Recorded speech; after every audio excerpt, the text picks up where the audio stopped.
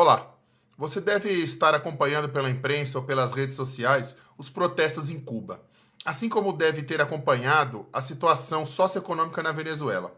Também deve ter visto que o presidente dos Estados Unidos, Joe Biden, bem como o sujeito que ocupa a presidência do Brasil, chamado Jair Bolsonaro, também vem se pronunciando contra os regimes cubano e venezuelano, usando termos como democracia, liberdade, entre outros. Uma pena que os hipócritas na imprensa, bem como Bolsonaro, o presidente dos Estados Unidos, não citam os motivos da crise em Cuba e na Venezuela, que nada mais é do que o embargo econômico criminoso e desumano dos Estados Unidos. E nós sabemos que os Estados Unidos apenas desejam manter sua hegemonia política e econômica no mundo, sem se importar com fome, miséria e morte de ninguém. E também sabemos que Bolsonaro não passa de um fantoche, um capacho de quinta categoria dos Estados Unidos. E a submissão de Bolsonaro aos Estados Unidos vai tão longe que até um navio iraniano demorou para ser abastecido por ordens de Bolsonaro, que levava milho de produtores brasileiros para o Irã, para não desagradar os Estados Unidos. O embargo econômico dos Estados Unidos serve para sufocar as economias de Cuba e da Venezuela, bem como de outros países como Síria, Irã, Coreia do Norte.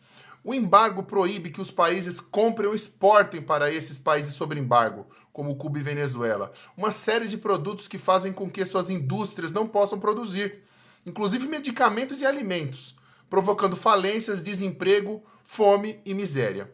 É claro que a população se revolta e se volta contra seus governos, e essa é a intenção dos Estados Unidos, que deseja instalar governos ordinários e submissos a eles, como é o de Bolsonaro no Brasil.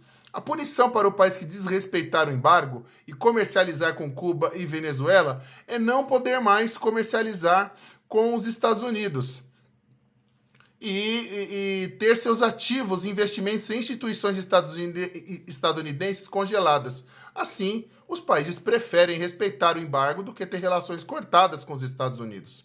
A desinformação é uma das raízes de muitos problemas que o ser humano pode ter, inclusive os problemas sociais.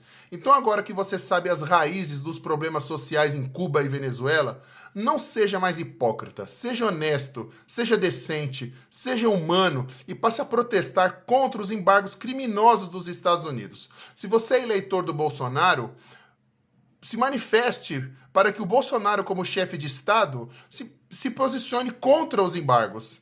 Porque a esquerda, os socialistas e os progressistas já fazem isso há muito tempo.